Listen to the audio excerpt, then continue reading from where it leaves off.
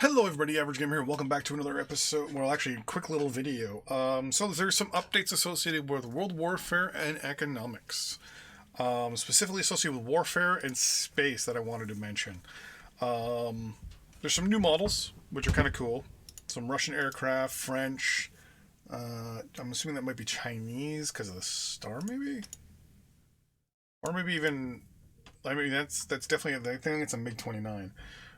Well, yeah, the red, blue, and white. Yeah, it's definitely MiG-29.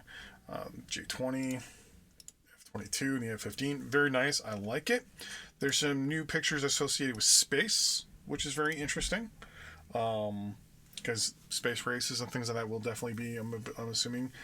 First, pictures of space, explore space in a variety of missions, send probes, build mines. Interesting. I'm wondering if it's build mines on planets, or you can also build mines on, like,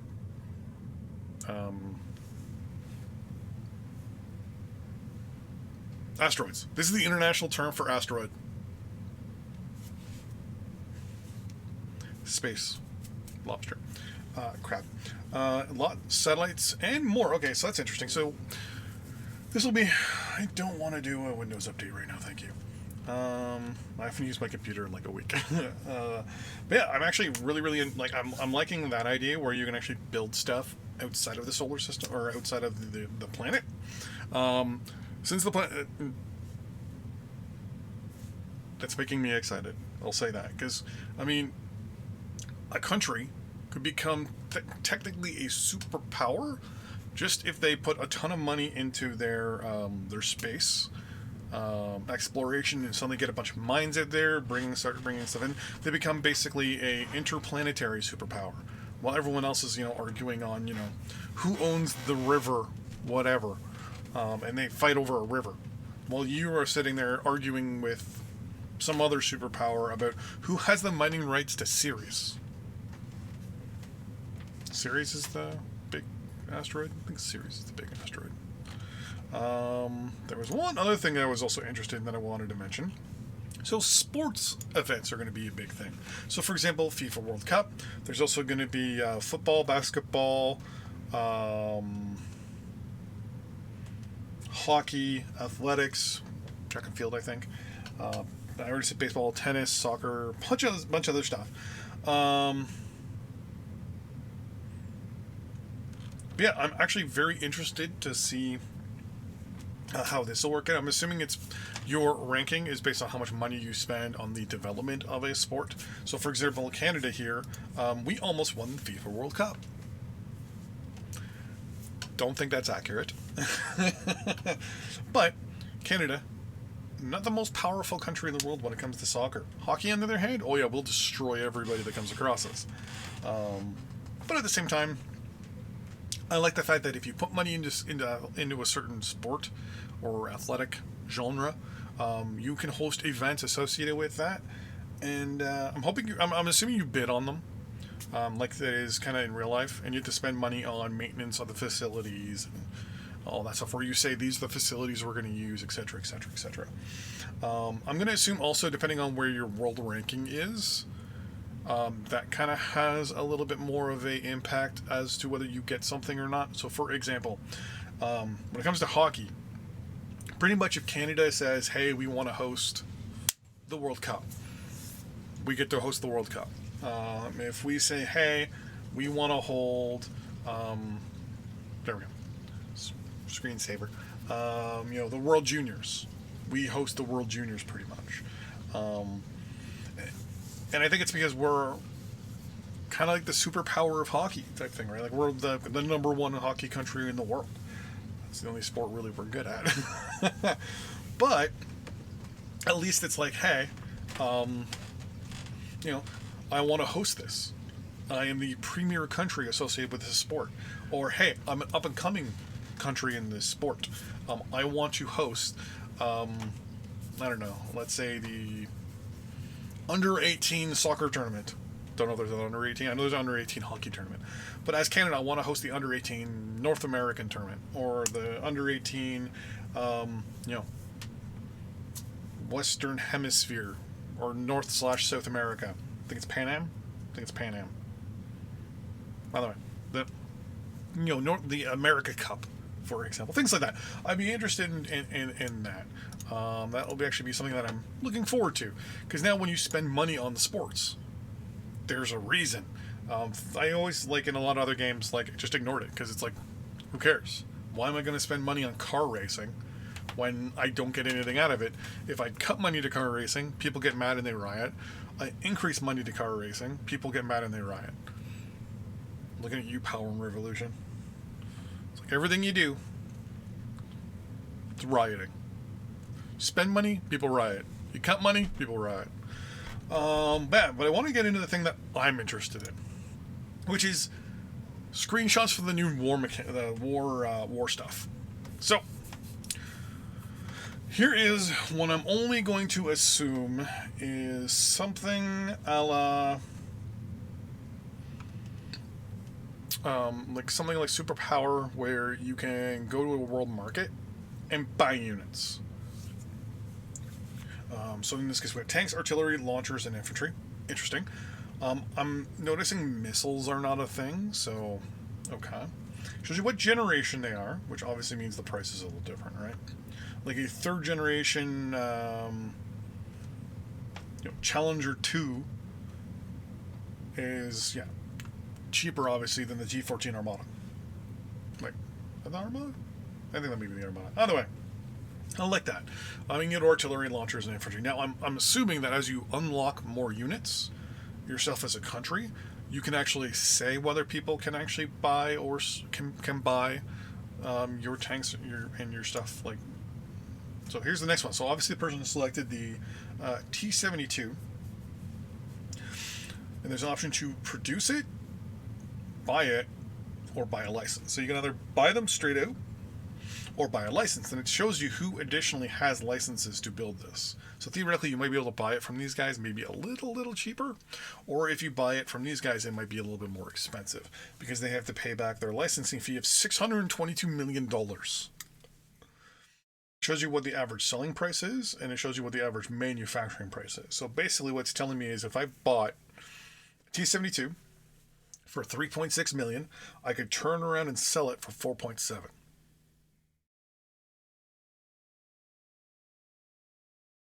Theoretically, if someone wants to buy it, which is interesting. Let's look at the next one. So the next one, total soldiers in battle, 1,567,000. Side A is Israel.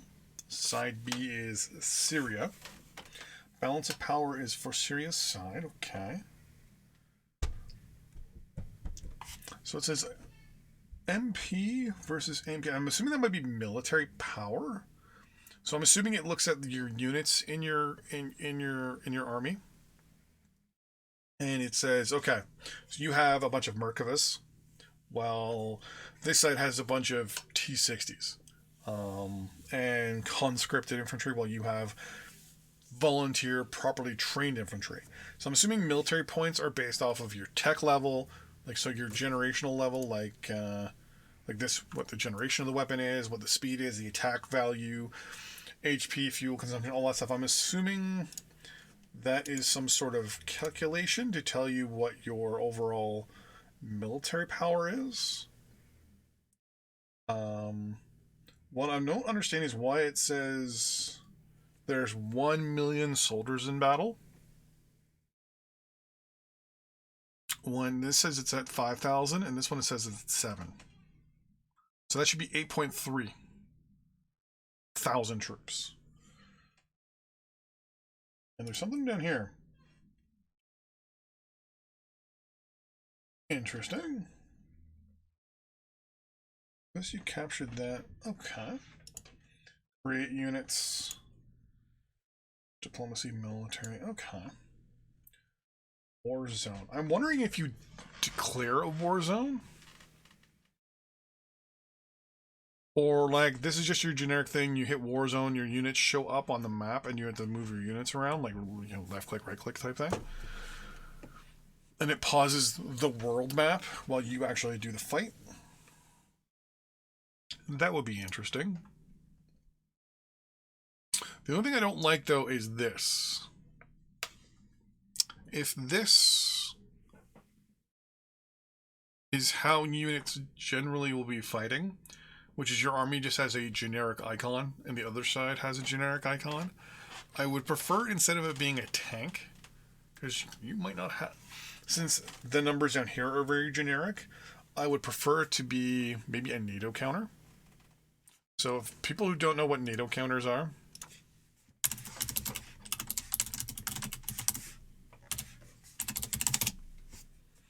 these are the the NATO counter things. So infantry, tank, multi-role aircraft, etc., etc., etc. Something like this I think would be pretty good, because then it's just done. You can actually have them so that they're actually into army group sizes. No, that's not it, because there's infantry and all that stuff. Oh, maybe. No, maybe not. I thought there was one that could be. Oops.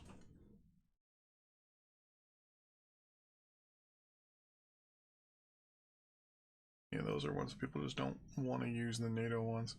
Yeah. Either way, I don't know if I like these icons. Because it's too generic. I would need explanation as to how this works. Because, like, even here, it's like...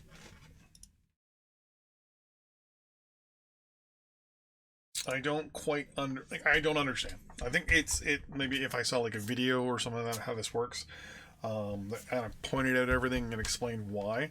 Like, for example, like, as I said, the soldier numbers don't make sense if this is the power, like how many troops you have. But then again, this one also has a red dot. This one doesn't. Oh, actually, no, that one has a dot too. It was like got a dot as well, which obviously is really hard to see in the red.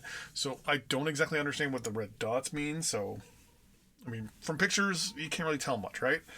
I don't mind it, but I also find it a little too basic. I would prefer if there was actual, like, cities and towns in the region once you collect it, and there was actual points of control. So you could bring your troops in. It would tell you how many tanks if you hover over it, which might be a thing. And it will tell you how many infantry, artillery, APCs, which I don't think are a thing in this game. Yeah, you just have infantry, launchers, artillery, and tanks. So you don't have armored personnel carriers or anything like that.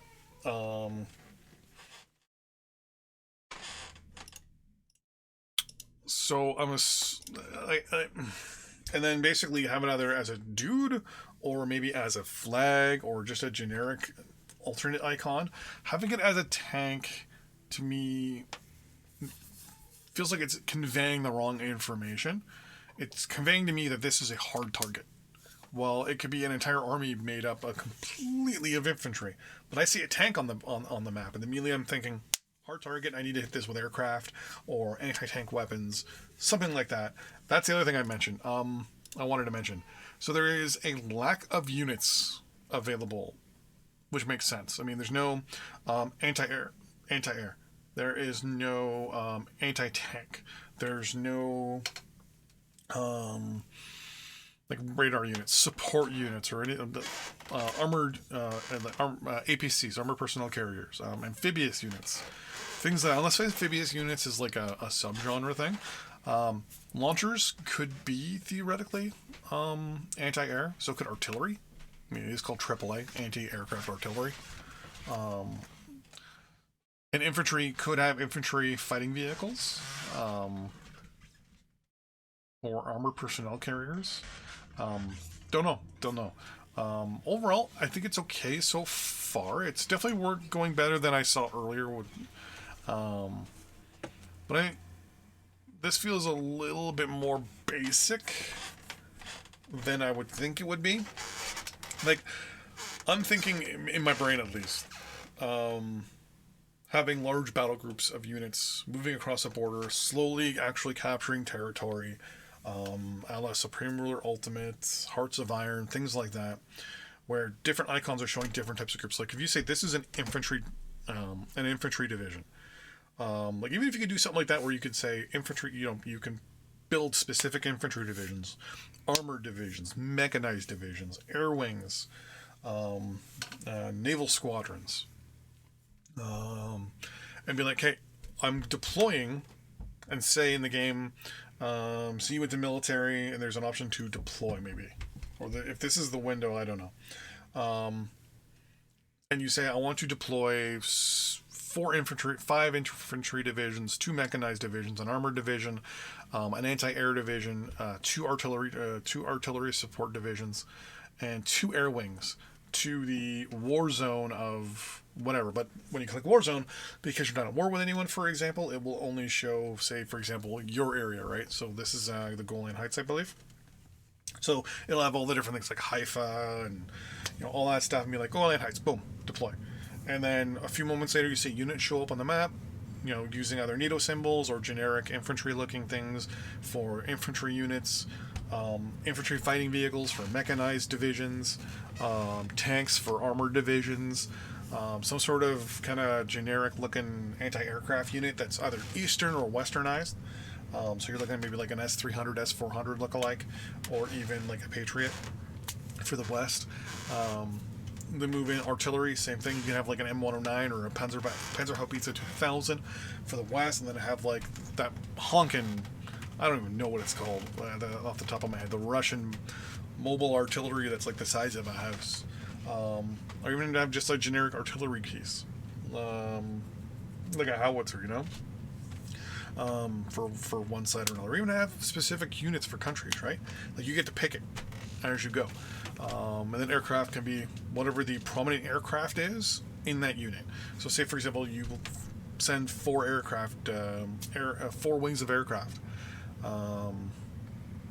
Because I think a wing is broken up into, 5 flights? A flight is 2 aircraft, I want to say. So you're looking at 20, 40, let's say 60 aircraft being deployed to the Golan Heights. And the major aircraft is the F-15, even though you have F-22s and F-35s, for example.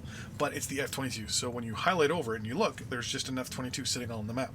You click on it, and you can say, over Damascus, the Damascus region, I want to do some air superiority. And it'll say, cool, which wings or which squadrons, etc., do you want to do? And you can actually pick out what wing, what squadron goes over what area. That would be really nice. Because right now, this screams simpler than Power Revolution. And to me, that's, like, since, World Warfare is in the title, kind of expect a little bit more. I expect World Warfare, since it's the first word in the title, to be very in-depth, very specifically designed around World Warfare. And then economics being number 2. Because the name, right? But this is a good start. This is a very good start. As I've said, it's my favorite genre. I'm very picky. But so far, I'm interested. The game's definitely got my attention. It has lots of potential, and I'm looking forward to seeing where that potential goes. Apparently, like I said, there is rumor. I say rumor because I read something, and I don't want to say too much to get people's, obviously their how can I put this, their hopes up too much. But it looks like it might be coming maybe the end of 22, maybe the end of summer of this year, which is good. And I also hope that over time, obviously more work gets put into it, which I wouldn't be surprised if there was. I think there was something about it being a constant work in progress. So, but with that in mind, thanks for watching, everybody. I really appreciate it. If you haven't already, go onto the Steam page, favorite it, or wishlist it. There's also a link on their Steam page to go to their Discord. If you have any more questions, don't ask me because I don't know. But go to their Discord. Their link's on the Steam page, and go bug some people over there. Go look at the discussions and all that stuff, and let's see what kind of fun we can have with this game. With that in mind, thanks for watching. I'll see you in the next episode. Bye bye.